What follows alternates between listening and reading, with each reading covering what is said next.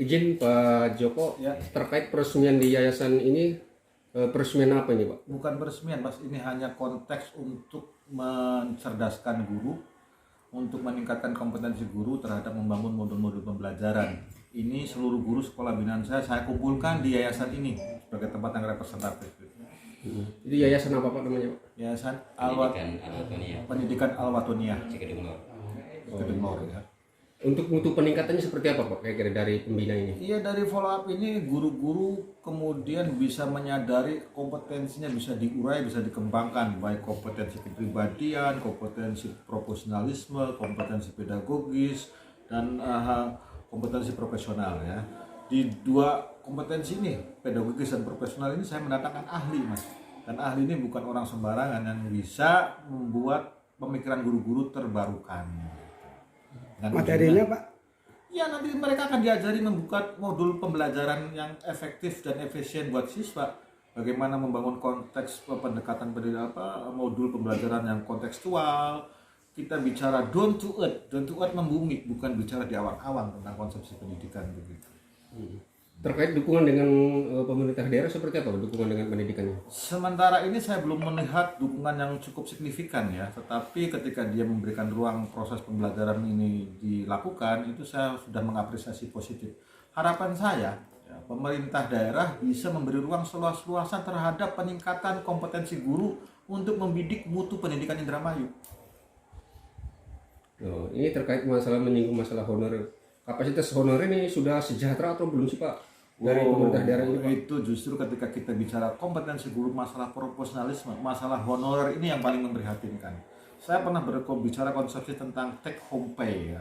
Take home pay adalah sesuatu yang dibawa pulang oleh guru honorer dengan pendekatan merit pay, dengan pendekatan bagaimana menghargai bayaran terhadap ahli di dunia pendidikan. Ini sangat memprihatinkan. Bayangkan, mereka hanya terima honor 200-300 ribu, cukup untuk apa untuk sekarang?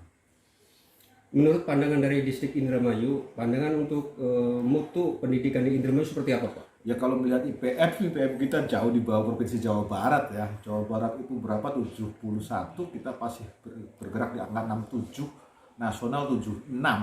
Itu sangat memprihatinkan. Sementara janji politik bupati kita kan akan memperhatikan itu dengan menyederhanakan guru honor. Saya mengakui bahwa guru honor itu merupakan garda terdepan di pendidikan kita di Kabupaten Indramayu karena mereka jumlahnya lebih banyak Mas ketimbang PNS begitu. Dan ini harus menjadi ditemukan solusi yang pas buat Pemda Indramayu ini terutama.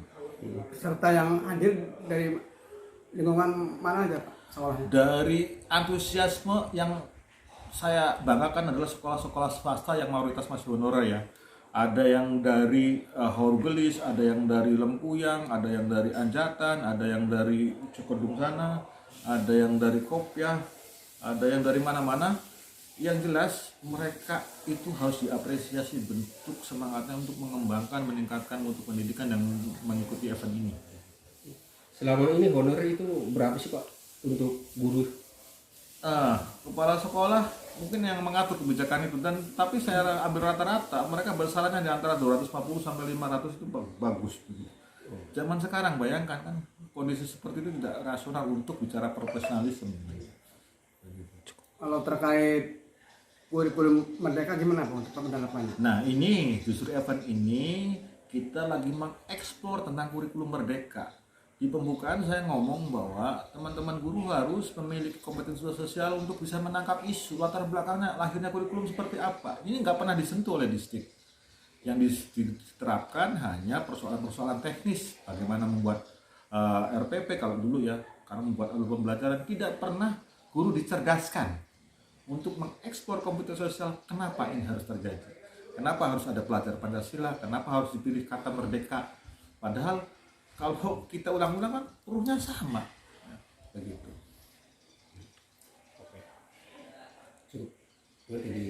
Jadikan guru Kabupaten Indramayu sebagai garda terdepan untuk memperbaiki kualitas mutu pendidikan.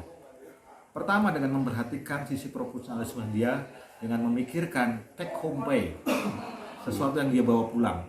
Oh, daerah lain bisa ngasih itu, jangan kita tidak. Ya.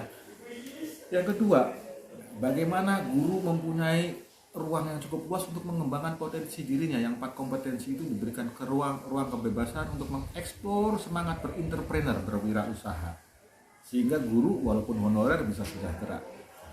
Yang selanjutnya, terapkan merit system. Tempatkan orang-orang yang kompetensinya tinggi di dinas pendidikan. Jangan mengangkat pejabat-pejabat yang tidak punya kompeten akhirnya menjadi beban Pemda. Pilihlah orang-orang yang kompeten, yang punya komitmen untuk membangun mutu pendidikan Indramayu.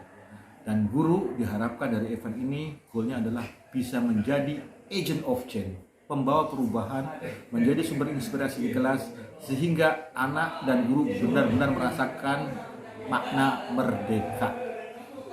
Terima kasih.